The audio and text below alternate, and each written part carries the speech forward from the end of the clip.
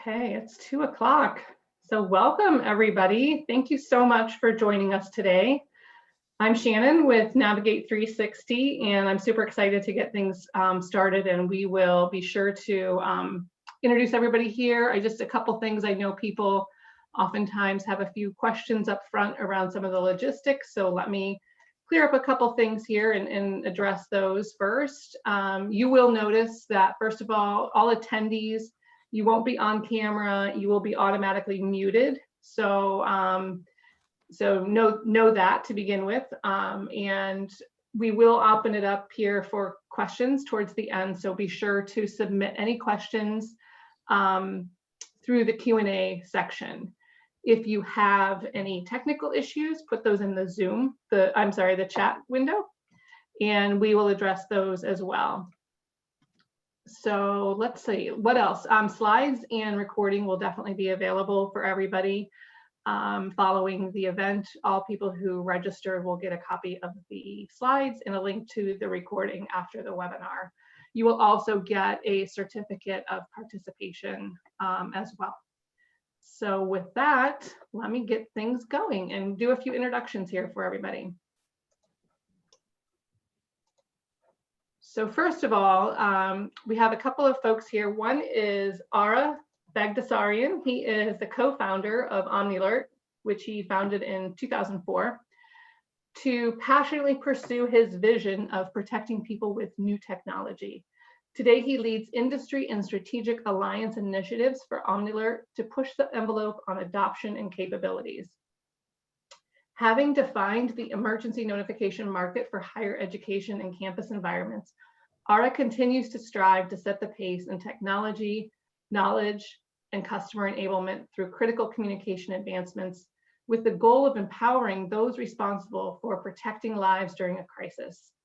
Ara has been a mainstay on national media outlets for discussions related to emergency notification systems' role in campus safety. Joining him today is Rohn. Brandon is a former captain in law enforcement for 17 years. Brandon was responsible for the day-to-day operations of the agency and was commander of the SRO unit. Brandon is a certified school resource officer through the National Association of School Resource Officers, also known as NASRO. Brandon is also a certified instructor in many law enforcement subjects, including, but not limited to, defensive tactics instructor, defensive driving instructor, very handy, I suppose, these days with the ice and snow we're seeing, handcuffing instructor, OC instructor, first line supervisor instructor, interview and interrogation, and much more. He joined the Navigate 360 team in May 2015 as a national trainer and is now the assistant director of training for ALICE Active Threat Response. So we will be hearing quite a bit from these two here in just a few minutes. In the meantime, I would also like to introduce to you Elizabeth, who comes to us as well from OmniAlert. She is the director of marketing, and she drives the brand and marketing strategy at OmniAlert.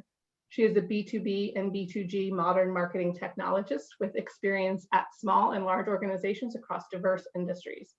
Today, Elizabeth will be moderating the discussion portion and the Q&A portion of today's webinar. So we'll be seeing her a little bit later. And as I mentioned, I'm Shannon with Navigate 360, also in the marketing role here. So I'd like to take a moment before we get into too deep into today's topic to kind of level set a little bit and share with you what we mean when we talk about safety. And this is a big deal here, obviously, for all of us on this webinar, and I'm sure for those of you attending. So let's just have a couple minutes here to lay some groundwork, as it were. Safety is one of our basic needs. I'm sure many of you are familiar with Maslow, who put together this pyramid and told us that in order for us to actually get to the final tippy top of that pyramid, which is self-actualization, also known as kind of reaching your fullest potential, being your best self, thriving as a person. In order to do that, we need to meet certain criteria. And these aren't like one and done. You don't say, okay, today I've got food, clothing, and shelter, I'm good to go all the way up to the top. You know, you have to reach each level of this pyramid every day, all day, every day. And so the second piece of that pyramid is safety. Just after food, clothing, and shelter is safety. And I'm thinking pretty much everybody these days is very familiar with safety and feeling unsafe, especially with everything going on with the pandemic. It's brought to mind safety probably in new ways for many of us. And so it sort of, it begs us to really define what do we mean by safety? Because I think if you're like me and many of us, you think of safety and have thought of it before in a physical sense. What does it mean to be physically safe? That means that I'm safe here in my house or here in my building, a school building, or in a office building. I feel safe because the walls are solid, there's a roof overhead, I've got security measures, maybe certain kinds of locks on the doors, or I have access control features, or I have to swipe a badge to get in.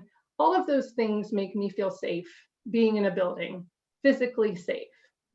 But what I think a lot of us are starting to realize, there are other parts of safety, and those include emotional safety, meaning how do I feel in this building? I might feel physically safe, but I'm a little concerned about some of the people around me, if they're feeling anxious or I'm feeling anxious about things, about are people sick next to me? Are they wearing their masks properly? Have they been beside somebody that, or with somebody that is sick? So you may have some emotional concerns. You don't feel emotionally safe. The other part of safety is social safety. And this one has to do a lot with whether or not you feel like you belong somewhere. So a lot of times this is why in schools we focus on anti-bullying. Bullying tends to make people unsafe socially. They don't feel socially safe. Or there are different types of clubs and groups for students to belong to so that they can feel like they're part of something. Same in a workplace environment. You know, you want to feel like you belong, part of a team. So we focus on those types of efforts to make people feel safe socially. So safety really encompasses more than just physical safety. And today we will certainly talk about physical safety, but we'll also talk a bit about our emotional safety and how that can impact or potentially lead to violence.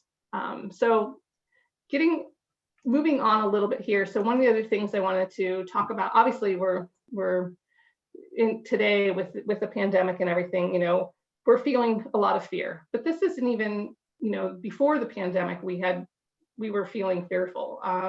One of the things that we at Navigate 360 have done is partnered with John Zogby, who is an American pollster, and he does all kinds of polls on various topics, political, and various other avenues. And so one of the things that we did, we partnered with him and his team, and each quarter we are getting a pulse, if you will, of the sentiment of Americans and how safe they are feeling. And so we started this last fall, and we've done a couple of these polls, and we have another one coming up in March. But one of the things through both of the first two polls was fairly alarming. When you see the actual number, this number of more than 70% of Americans feel safe only at home. It's really kind of, it's sad, and it's a shame. You know, we want people to feel safer leaving their home. We want them to feel safe at work. So we have some work to do. And hopefully today we'll talk a bit about some of the ways we can hopefully resolve some of that for people. Here's some other statistics from the Zogby study that we did, and this one here is particularly important around adults. And so a couple of the things that I just wanted to point out here is almost 2/3 of adults believe an event such as COVID-19 or a violent incident could prevent them from fulfilling their life goals. So if you remember back to the Maslow pyramid at the very top, that was, you know, fulfilling my life goals. Well, now people are like, 2/3 of these people are saying, I'm concerned that I'm not going to be able to fulfill those. I think that COVID or some such incident because of COVID is going to prevent me from doing that. That is scary and it's sad. So that's a big part of the reason why Navigate 360 and OmniAlert are here, and that's part of the job that we have to do in our mission. And so the other group that we surveyed here too was students. We also talked to 16 and 17-year-olds. How are they feeling about safety? And I think one of the things that I find in particular a bit distressing is how many teens, 16 and 17-year-olds, over half, personally know someone who has considered self-harm or suicide. And even worse, only 36% know who to call and where to report a threat. That is kind of jaw-dropping and really makes you feel like, wow, this is such a shame that our kids are feeling this way, and we want to be able to do something to help support them. So, the implications of all of this are very wide-reaching, and we'll talk today a bit about what can happen and what can result because of these feelings of fear that people have, and this feeling of unsafety, of not feeling safe. So here are just a couple of those. What happens when we feel fearful? Well, we can't move up that pyramid, and we can't really focus on what we're doing. We're stuck in that place. We can't move on. So we see things in businesses such as an increase in absenteeism. We see things in school like they aren't moving forward, they're not advancing, they're having trouble reading, they're having trouble taking tests. It impacts performance at all levels and all ages. So there is a solution, obviously, and there isn't one solution, and the things that we talk about today aren't the end all be all. It's one piece of the puzzle, and it's something that, we all need to strive towards day in and day out. But a couple of things that are important to note when you're talking about creating a culture of safety and creating an environment, be it a work environment, a school environment that is where people feel safe all the time, or at least the vast majority of the time. And part of that is to involve everyone. Safety isn't just one person's responsibility. It's all of our responsibility. It's a shared responsibility. We all need to participate in it. And so the training and the help that you can provide your staff and your team to feel safe is important. It gives them that empowerment to feel safe and to do something about their situation. Additionally, we have to model the behavior. And Brandon will talk a little bit about some of these things as well. And obviously communication, it's a big deal. One of the things, the statistics that was mentioned earlier was, or it was on one of those slides, was that people don't know or don't think that their business has a plan for how to handle emergencies. And I'm sure if you asked a lot of business owners and leaders, they say, well, of course we do. But the problem, there's a disconnect there. So of course they have the plan, but they maybe haven't communicated it well enough or often enough or effectively enough to the workplace or to the people that work there or the students, depending on the situation. So those are just a few things to take into mind when we start talking about today's topic and kind of level setting here on what we mean by safety. So this really serves as, and has been the impetus for the development of Navigate 360 in particular. And just a quick little note here, and by way of introduction about Navigate 360, we are a company that was created back in April last year in 2020, right at the heart and beginning of the pandemic. And we came together from a group of 3 other companies and have since then brought in another 4 companies, and all together we formed Navigate 360. And it's basically this synergy of expertise and experience, bringing together these decades of working with K-12 districts and workplaces across the United States. Many may have known us by other names, like of course Alice, Navigate Prepared, P3 Communications, and we're bringing together the brightest minds and solutions from these organizations to create a holistic array of solutions to align to your particular needs around safety. So with that, oopsie, I went a little fast there, sorry. So in that process, and we're working with, we've acquired various companies and we've got various solutions and these fantastic people that have joined us, but we also work with partners like OmniAlert, and we have shared missions and goals and find opportunities where we have a great synergy between what the companies do that can add value, extend the value of what we bring to our customers and communities. So with that, I am going to turn it over to Ara to give you a little bit, hopefully a little bit here more about OmniAlert and start talking a little bit about what things are happening in his neck of the woods and with his organization around safety and well-being.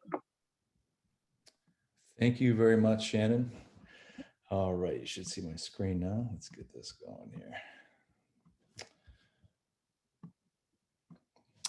Exactly, just to follow up on that, I mean, really, we're talking about prevention here, right? Taking a proactive approach to preventing harm. That's really the essence of this partnership, and how can we work together, and how can schools and workplaces and other organizations take a proactive approach to prevent harm from happening in their environments.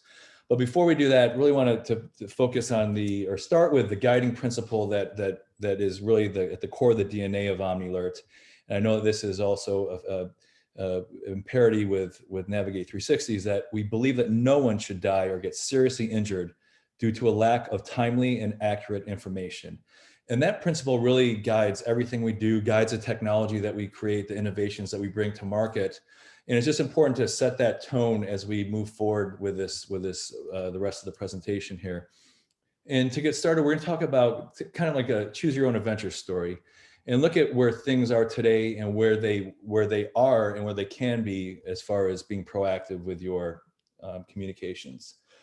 So if you can imagine, an assailant enters a school, we use schools for example, walking down the hallway towards classrooms, and the question is, there's nobody in the hallway, the students are in the classrooms. The question is, okay, so now what?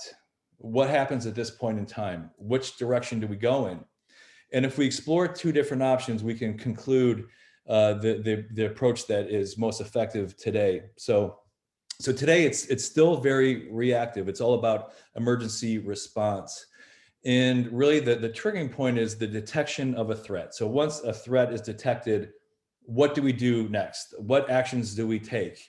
How do we respond to that? And so today in a reactive environment, threats are identified by, perhaps someone sees a gunman and calls for help, but there's still the firearm may be discharged. And the entire process of initiating alerts and the lockdown is still a very manual process. It requires somebody to do something and take action, and usually takes a bit of time before you can actually do that, because you're trying to find shelter and respond to the protocols. Now, if we look at, based on FBI data, the typical active shooter incident is very short. It's less than 5 minutes, and typically in that time, and this is for a school active shooter, about the 5-minute response time, the law enforcement arrives in about 5 minutes. And that is obviously a situation that, by the time in a reactive mode, by the time that you summon for help, by the time you initiate the lockdown procedures, the incident is already fully in its process. So if we look towards the next generation, a more proactive approach towards prevention, there's a very different approach. Now, most buildings, most facilities, most schools, factories, warehouses, healthcare centers have surveillance cameras that already exist. And so if you're leveraging your existing surveillance camera systems, you have eyes everywhere that are passively monitoring for potential threats. Now, if you employ artificial intelligence, you are now actively monitoring for potential threats. And once a potential threat is identified, then you move on to automate the lockdown process. And we'll get into that a little bit more detail in a couple minutes here. But automating that, because you do not want to do that manually, calling 911, letting classrooms, letting employees, letting students, letting faculty, staff know that there's a threat on the campus. Takes a long time to do that. If you have the ability to automate that, that needs to happen. And then finally, and this is where Navigate 360 and Alice really is critical, is having people that are trained and confident in how to respond. So when there is a threat identified, what do you do? What are the protocols that need to be employed? And as Brandon will talk about, I'm sure, building that muscle memory, so you know what to do. It comes naturally because you are prepared for it. So this is all about prevention. And if we dive deeper into it, what is prevention about? It's by definition, it's the action of stopping something from happening or arising. And the key word that I want to point out is the word action, right? It's about action. We want to take action, not be reactive or have a reaction to the situation. So starting from that preventive approach, taking action is critical. So from the partnership side of things, we look at, OmniAlert is focused on the technology side of things, and Brandon will talk more about the training side of the response. And we look at prevention technology. I'm sure that everyone's seen the movie Minority Report from 2002 about Tom Cruise and the whole pre-crime department in DC using precognition to be able to visualize crimes before they occurred. And the thing is, okay, we're not that far off. I mean, we in 2021, we don't have precogs, but we do have artificial intelligence and other technology that can aid in the prevention of crime during a situation like this, constantly visualizing and being able to capture what that is. And so let's take a look at modern technology today. So having the ability to identify a firearm, and then within a matter of seconds, initiate an entire series of actions that deploy the lockdown experience, the things that need to happen during a lockdown situation. That is absolutely critical. And it's what's even most important is to focus in on that very first minute that a threat is detected, that very first minute, and it's the most important minute of an emergency. It's that time when you have the ability to communicate that there's harm, mobilize resources, collaborate, get the word out, giving a head start on the entire process. But that first minute is absolutely critical.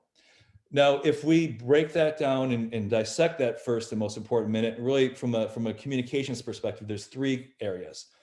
First is alerting, right? Alerting using every single modality. We call it omni-modality. Text alerts, phone calls, smart boards, digital signage, alarm systems, you name it. Anything that has an IP address or even things that don't can be connected, that can be utilized to alert people. We are under lockdown. Take action immediately, okay? Initiating third-party technology. Secondly is mobilizing your faculty, employees with Alice procedures. This is what we need to do. We are in lockdown mode. But secondly, summoning law enforcement and first responders, being able to initiate that within the first few seconds of a threat that was detected can make a world of difference. And we'll look at timelines in a second here. And then thirdly is collaborating. Let's discuss with our emergency response team, what are the next steps that we need to take in this response? We need to continuously inform the school and employees about the active shooter situation where things are progressing. So what I'm going to do here is rather than talk more about this, I'm going to share with you just a brief video, about a 50-second video that really illustrates the typical use case using this technology today. OmniAlert Gun Detect uses artificial intelligence to identify firearms on existing video surveillance systems in real time. After a two-step verification process, a group of administrators are notified to confirm the threat and launch a predefined scenario in seconds. For example, a lockdown scenario can notify people via text message and phone calls.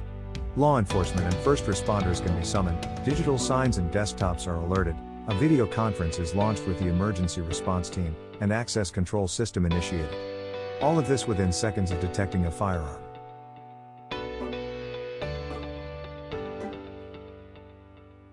I wanted to point something out before I get into during the event, but I just want to point something out. The way that our system was designed, because time is so critical during that first and most important minute, an administrator does not need to log into a system to initiate the lockdown. That login is actually pushed to them via a mobile app. So we know who the administrators are. They have the ability to lock down lock down the facility without having to log in, because that takes an additional 10, 15 seconds, a minute, even in some cases. So that is critical just to make you aware of. And I'm just briefly going to touch upon this because, once the situation is unfolding, being able to communicate and inform the community during an event is critical. And this is something we just launched at OmniAlert. This is called Engage, which allows for the first time, actually, mass engagement. So you could actually communicate with masses and groups and really fine tune who needs help during the whole process of an incident. And it gives you live data in the form of a geo-mapped user interface. And that's a topic for a completely separate discussion. So just to wrap things up, let's look at the timelines from a reactive approach versus a proactive approach. So in a reactive world, a gun is presented, as you saw in the video there.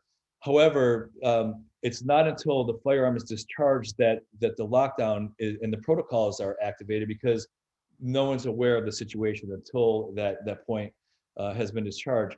Now, the problem with that is by the time you summon first responders and call 911, it's going to be at least a minute in that time frame before you actually do that, and then before the time frame for the police to arrive is about 6 to 7 minutes into the actual incident, which is probably winding down at that point in time, and that's not okay. I think there's certainly a better approach, and that's why we opt for a more proactive timeline.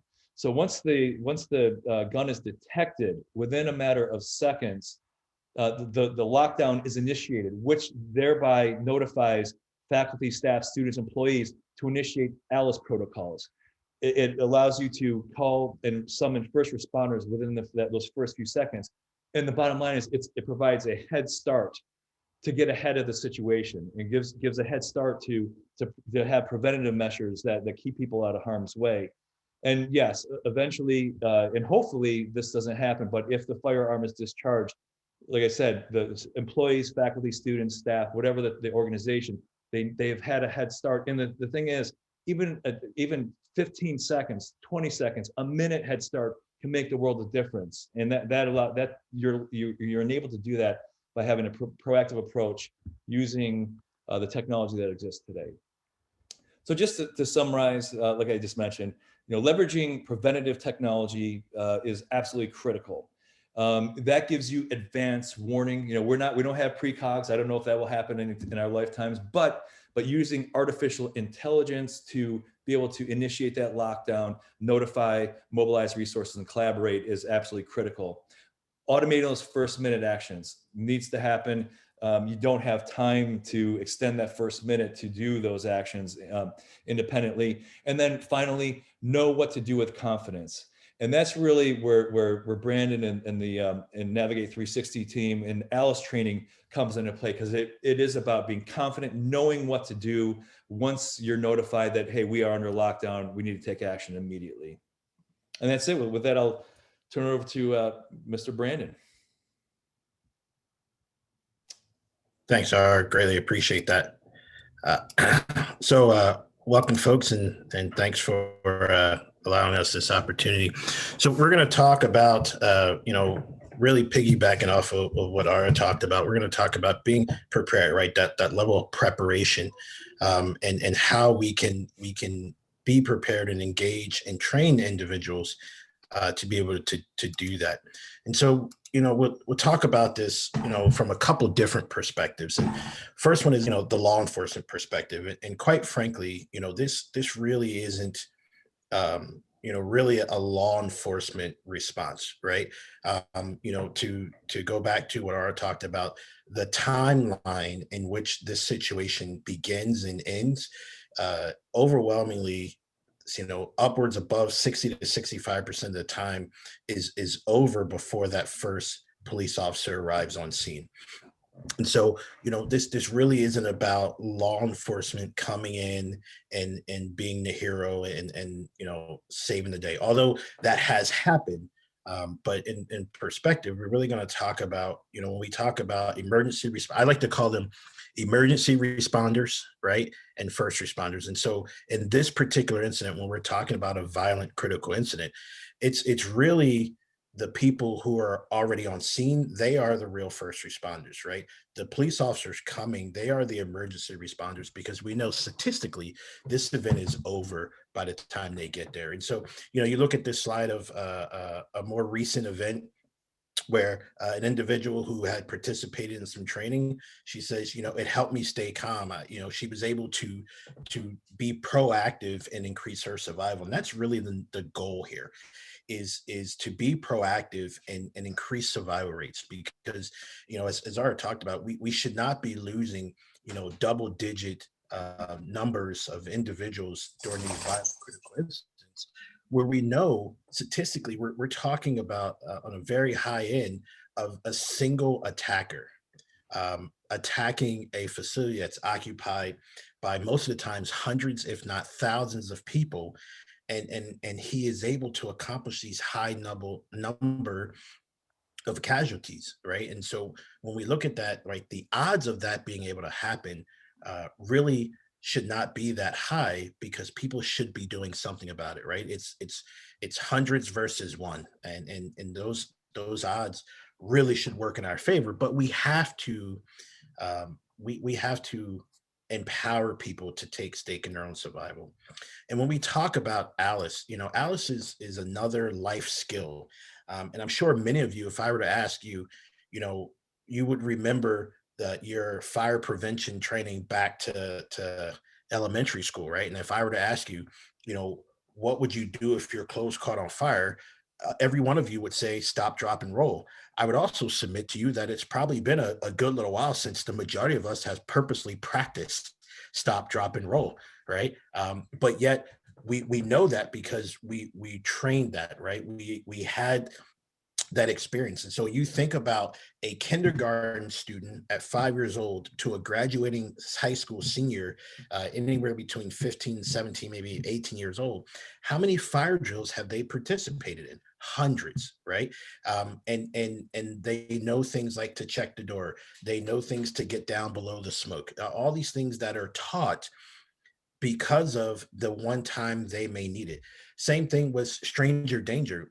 Think about your role as a parent when you've taken your kids to playgrounds at a very young age and you taught them, to run from the creepy guy in the white minivan who tries to give you candy or pet his dog or whatever the enticing thing is, right? You taught them to run, you taught them to scream, you taught them to yell fire, you taught them to yell, "You're not my dad."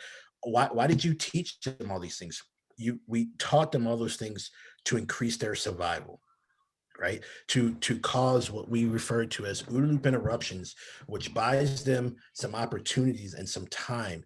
And so this Alice training is really no different than any one of those other life skills, to weather safety drills, tornado, hurricanes, all of those other life skills that we've learned to be able to increase our survival during a dangerous situation. And so when we look at this, when we start talking about the ALICE acronym, and I'll get into that in another 2 slides here, but really think about this from that perspective, that this is no different than all the other life skills we've been taught through fire safety, through weather safety, through stranger danger, and all those topics alike, to be able to increase our survival should we find ourselves in a position where someone or something is going to cause us to have a very bad day. And when we talk about those life skills and those trainings, we clearly identify and know the need that it needs to be trained at an age and ability appropriate level. And so what, training a kindergarten student through a 6th grade student looks a little different than a 7th grade student through an adult, right? Because of physical capabilities, matureness, right? And so it's not just there's no one size fits all plan here, that, what's good for the goose is good for the gander. It's very different. And that's just on the age. You think about abilities.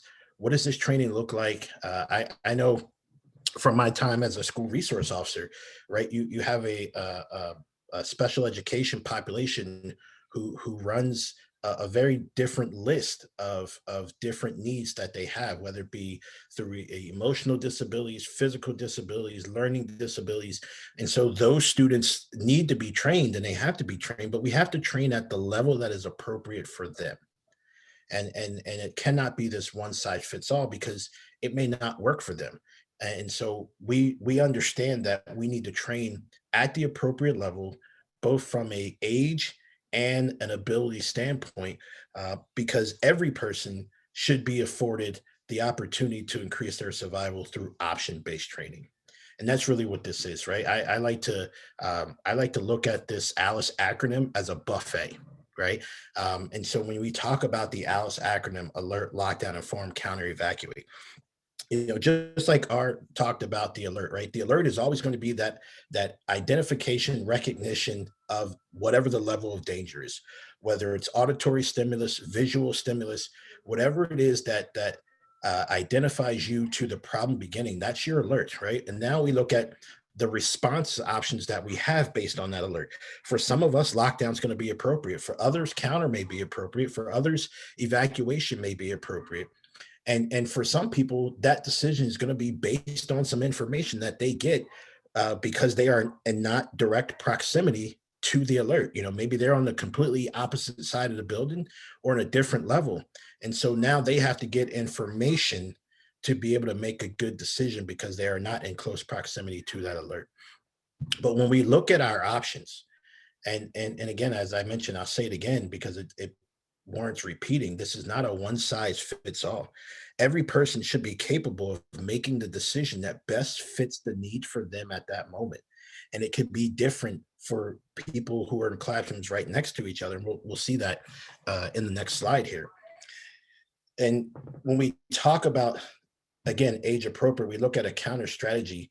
When we look at a counter strategy, that is a neuroscience behind an opportunity, create an opportunity through OODA loop interruptions. And the OODA is an acronym that you see here, stands for observe, orient, decide, act, right? And that's how we process our decision making every single day. We observe, we orientate to, we make a decision based on our observation, our orientation, and then that is completed with an action. And what we want to do for our active killer is we want to cause multiple OODA loop interruptions by overloading his brain with stimulus, because scientifically, we know that the brain cannot multitask when it comes to attention. The brain can only attend to one thing at a time. So therefore, if we're able to cause these OODA loop interruptions by overloading the brain with stimulus, going back to Ara's talking about that, creating the action versus reacting. Now we're creating the action through a counter strategy. We begin to take back control, and we begin to increase survival, and we begin to decrease the number of casualties that take place during these type of events. Talking about the evacuation, right? What better way to simply remove yourself from a dangerous location? Don't be a potential victim. Don't be in an area where the gunman or the attacker can encounter you. So simply evacuate. We do it for all other things, going back to fire drills, right? The building's on fire. Nobody ever told us, hey, stay there, hold on, the fire department's coming, let them put the fire out, and then you can leave the building, right? No, we were told to get out, right? And why, fire service identified really early on for us, and we put fire extinguishers, we put smoke detectors, we put pool stations, we put all kinds of things in our facilities. Why? Why do we have a fire extinguisher in our schools, in our commercial buildings, in our factory? Is it to hand the firefighter when he gets off the truck to go put the fire out? No, it's there for the people who are already there, right? The first responders, not the emergency responder, because the fire department is coming with water. So we're not handing them a fire extinguisher. It's for the folks that are there. And again, this is the same principle. So when we talk about evacuation, remove yourself as a potential target. Don't be there, right? What better position to be in when a gunman comes to a particular area and there's nobody there, right? Now we're increasing survival because he does not have targets to shoot at. And sometimes we may have to make that decision that based on proximity and evacuation routes and abilities, we may have to lock down, fortify, and barricade and stay put. And we do that again by barricading ourselves in a position where we drastically delay or completely deny that active killer access to our space. And when we talk about that option-based training, we can see here, you look at this slide, and this is the depiction from the Virginia Tech massacre. And I certainly don't have time to go into the deep roots of this event, but I want to kind of scratch the surface at a high level for you. When we talk about being proactive, you look at classroom 204 and 205, and you look at the double-digit survivability numbers there, and then you look at classroom 206 and 211 and look at the double-digit fatalities there. And it leads you to the question, well, why?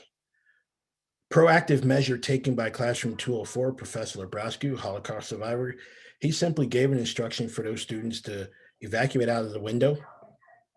And you can see 14 individuals made it out of there unharmed. Unfortunately, Professor Labrowski and another student were the two casualties in that room. And 3 people made it out of there with some minor injuries.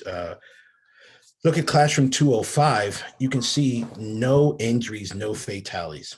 They simply barricaded the door, which denied access into the classroom by the gunman. 2 different response options. Remember, going back to what I just talked about a slide ago, 2 classrooms in close proximity to each other, but take 2 different approaches to increase survivability. And unfortunately, from a passive response, you can see the double-digit fatality in classroom 206 and 211, where they simply just laid on the floor in that old traditional kind of lockdown mentality of just hide under a table, get under a desk, and wait for law enforcement to show up.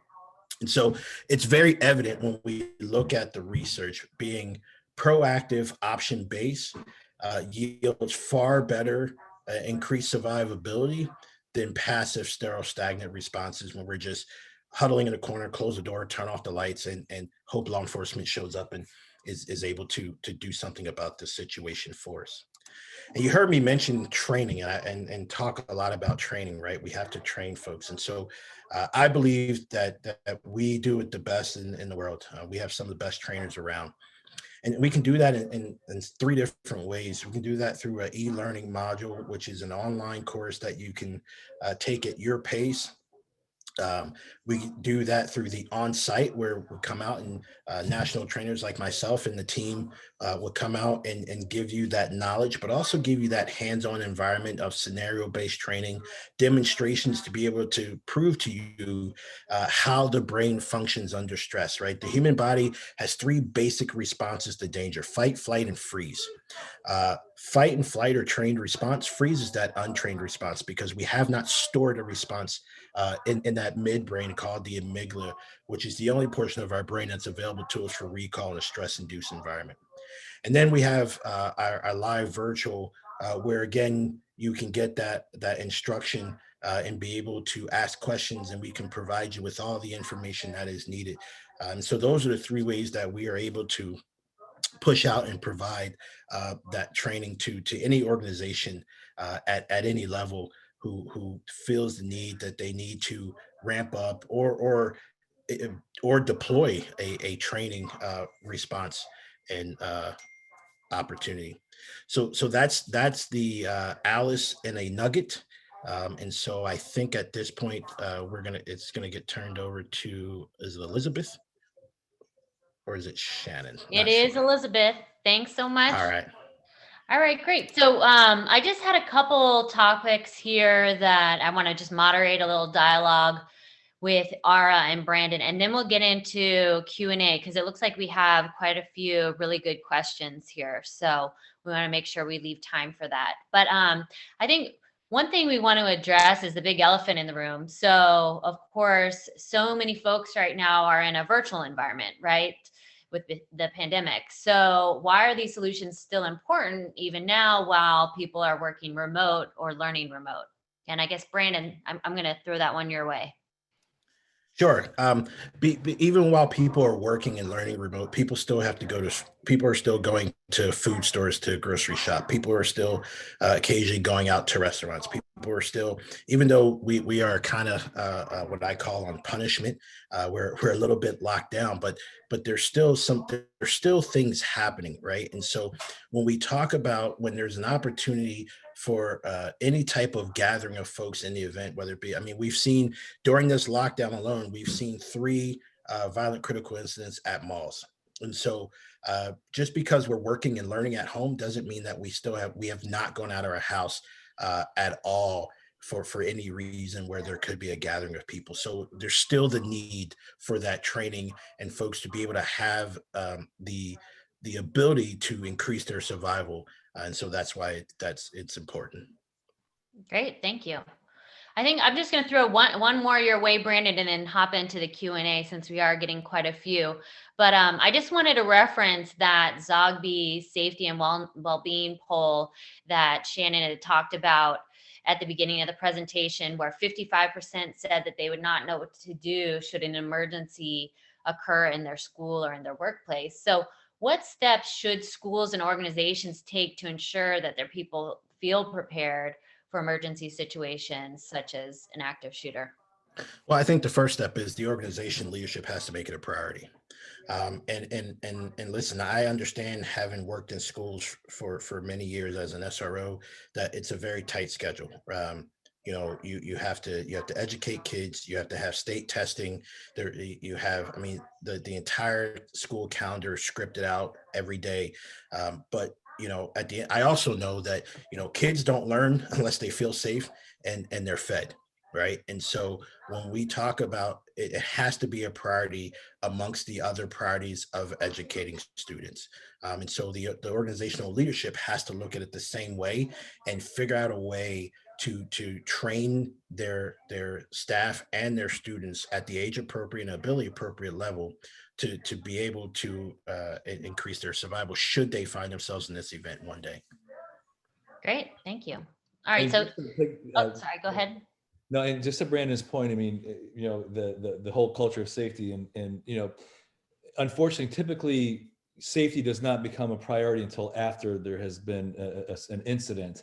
And that's why it's so important to be proactive with that and make it a priority. As Shannon mentioned, the Maslow hierarchy of needs. I mean, it is a fundamental need in order to move to the next level and be in an environment where you can learn in a school environment, but being proactive with it before something happens is absolutely critical. Great, thank you, Ara. So hopping into the Q&A here, let's go ahead and get started with this one. How good is the detection? I believe this is referring to the gun detection technology if the hall is full of kids at a passing time or before school. So I guess in a large crowd is what they're referring to. I'm assuming that's for me then. Yes. So it is very, very good, and it gets better every single day. It employs the AI technology uses machine learning to learn from false positives, and so as time goes on, the system gets better at detecting. And the nice thing is, with the way we have our system set up, is that it updates all the implementations simultaneously. So if you have OmniAlert Gun Detect deployed, it will update continuously with new information, and it's constantly learning, becoming better every single day. And what's important is that it's inevitable, especially in early stages, that you might have false positives. And that's why we have a human in the loop as part of the process. So you're not going to, if the gun detect identifies a firearm, it's not going to automatically lock down a school or facility. It goes to administrators within a matter of seconds to verify with human eyes, yes, this is in fact the case. And once again, as that happens, the system is learning from that. Great. All right, this next question, in regards to communicating effectively and creating a culture of safety, I'm trying to create a more dynamic social media presence within our university, and I'm struggling to come up with methods of engaging on a smaller, more regular basis. Any suggestions? I've been mostly using Instagram in case that helps narrow down field of suggestions. You might have this, Elizabeth. Well, I know at least with our emergency mass notification software that we can push out those types of messages via Twitter and Facebook. Those seem to be the most relevant for emergency communications. I would say if your focus is creating that culture of safety, you want to make sure that you're limiting the messages that you're sending via social media or just your emergency messages in general to emergency situations. Sure, you can send out a message saying, hey, there's free lunch today in the staff lounge. But if they're constantly getting messages like that, then it's kind of like the boy who cried wolf situation, and where when the real important messages come through, when there's a true threat in the building, they may get missed. So that would be my 2 cents on that one. Great answer, Elizabeth. So here's another question. Another thing I'm struggling with is finding that balance between being too scary and giving real advice. Personally, I'm more inclined to want to include the scarier info, but I get pushback from higher ups who are worried about students' mental health when ingesting this stuff. So it'd also be great if you could speak about, this difficulty. And I think that could probably go to either one of you, whoever. I think Brandon can take this one. Sure. So, and that's a question that I hear a lot, right? And again, when we talk about implementing ALICE training, the way we teach ALICE certified instructors to implement it, there is that level of trauma or fear is removed, right? Because again, when we talk about being age appropriate and abilities appropriate, you're still able to get the training across in the appropriate manners to where you're not traumatizing folks, right? You don't need to bring in police officers and fire blanks in the hallway to have effective training. So again, there are tons of ways to do it. And all of our instructors leave our classes after the end of that 2 days knowing exactly how to train for age and ability appropriateness, and to be able to train to that high level, but also to not cause that trauma or scared effect, but you are able to train to that stress-induced environment, and it's very different. It's very different. And here's another one. In a school setting, is it advisable to train selected faculty and staff in actual firearms proficiency training as possible first responders? Do you allow schools and universities to purchase and own firearms? So I'll jump in. I strongly recommend against that, and it has absolutely nothing to do with anybody's Second Amendment rights. We talk about some very fundamental things when it comes to the use of firearms, and that could be another hour-long webinar. But to give you the short answer is, think about what happens when a teacher has to make a decision on, and I often say this to name the kid in your class or in your school you can kill, right? I don't care the kid that cuts your class the most, he acts up at the most in your class. Name the student in your school that you can shoot and kill. And amongst the thousands of educators I've taught, I haven't come across one who can do it. And what happens when you miss, right? When you hit the kid next to your active killer, do you get a get out of jail free card because you had good intentions? That's really the difference between manslaughter and homicide, right? You can still find yourself being charged with manslaughter, even though you didn't intend to kill that person, but your actions did. And so that just scratches the surface of all the things that could go wrong. And quite frankly, we've heard this notion for a long time. The only way to stop a bad guy with a gun is a good guy with a gun. Well, there is significant data through violent critical incidents across this nation where unarmed individuals have successfully ended the event and increased survivability. Great. So this one goes back to you, Ara. We currently use a mobile alert system and often we encounter dead areas where the cell phones don't work. Are you experiencing this? Well, when it comes to any technology, you're going to have gaps. I mean, it's just the nature of technology in itself. And that's why at OmniAlert, we employ an omnimodal approach, right? So you're basically building in redundancy with communications by employing multiple communications endpoints.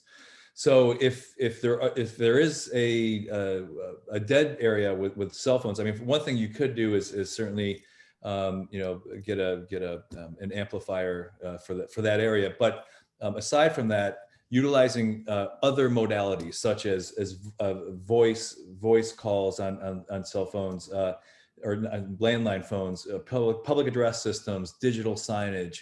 There are other mobile apps. So if you have Wi-Fi in that area, you could still push out a notification via mobile app if you're on the Wi-Fi network. So utilizing all of the different types of communication modalities is critical, and it's really the best practice when it comes to emergency communications, because you just cannot rely on one technology alone. Because cell phones sometimes do have bad connections. Local networks sometimes go down. Anything can happen. So multimodality is a way to go.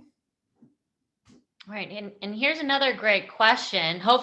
You may or may not have the answers to this, but I do think it is a good question. What is the legal liability for employers who do not have asset protection measures in place as part of their workplace violence interventions? Do you know that one, Brandon? I'm not familiar with that. I would, that's kind of a loaded question. Legal liabilities. There's some regulations at federal level, but there's also regulations at state level. So my recommendation is to whoever asked that question, get with your solicitor to find out what the statutes are, both at your federal, state, and local levels to answer that question, because I could, that could vary based on what state you're in. Got it. Okay, and will we see a future where active shooter training becomes a state requirement for all of the private security, law enforcement, and emergency responders? I guess it's somewhat along the same lines, but maybe just, what are your thoughts on where we're headed in the future and what might be in place? Brandon, you can go take that first if you like. Sure. Do I see in the future? That's a great question. If I did, I certainly would have played the Powerball last night. But I can, typically, being around this business for as long as I have, typically it's a cycle of swings where things kind of become the standard, the norm. Just like, we haven't lost a human being in a school fire since December 1st, 1956. Why? Because of fire drills, right? And that became a standard, that became a norm. I will tell you that more and more organizations are doing it. More and more agencies are training to that area, to that level. But will we see it as a standard? I honestly don't know. Obviously legislation can dictate that, what the legislators feel, is important, and legislation could dictate that one way or the other. It could go extreme one way or go back to, traditional lockdown. So I quite honestly don't know. In this business, we see ebbs and flows and swings. And I think time will tell whether this becomes a standard across the board. And to that point, Brandon, and the point we were discussing earlier, is that unfortunately we tend to be reactive, right? And if there was, I think in order for legislation like that to ever be adopted, it would require, unfortunately, another mass tragedy that would be a reactive mode to that. And that, look at the Virginia Tech massacre. As the reaction to that was the mandated adoption of emergency notification systems on campuses. Started in Virginia, now every state has, for the most part, any state that receives public funding is required to have a mass emergency notification system. That would not have happened otherwise. And that's why, you know, I know we're all advocates for being proactive with a preventative approach, being proactive with safety measures, and you know, rather than waiting for something to happen. And it's difficult. As humans, we just don't. We tend to be reactive. It's not a priority right now. It won't be a priority until something bad happens. We're not going to get a fire alarm system for our house or our building until the place burns down. Never again will that happen. And that's just who we are. So that's a good question. Great. I think we have time for one more, and then the ones we didn't get to, I will distribute to our experts afterwards to respond to everyone on those. But this last question, can the machine learning AI differentiate between someone wielding a gun and actively firing? I'd say that the good news is the machine learning and the AI will detect the gun before it is discharged, because there's a 3-step process for that's undergone before any sort of action is taken. Number one, it identifies if it's a person. You'll see, you probably saw in the video, there's a white box around the person. Secondly, once a firearm is identified, it puts those two together. It identifies, yes, this is a firearm, and then it goes to the human in the loop process to verify, yes, this is in fact a firearm. We need to take action immediately. So you know, as soon as the firearm is identified, it's going to take action at that moment. So whether it's discharged or it's not discharged, it wouldn't make a difference, because it will still take the same action as a result of that. Okay, great. So like I said, we haven't been able, unfortunately, to get to everyone's questions, and we are over time, but we will make sure to get back to you on all of those. Shannon, did you have any parting words? Thanks. Yeah, I mean, really, no, I mean, this has been fantastic, you guys. I love all the passion and excitement and energy that's happening here, and the learning as well. There were so many fantastic questions, and the chat was going crazy. So good job, Elizabeth, managing all of that. And thank you both, especially Ara and Brandon, for sharing your expertise with the group here. And as Elizabeth said, we will definitely get back to those of you whose questions we did not get answered, and we'll send out the responses to all of that as well. So thanks so much, everybody. Have a great day. Thank you. Bye-bye. Thank you. Thank you.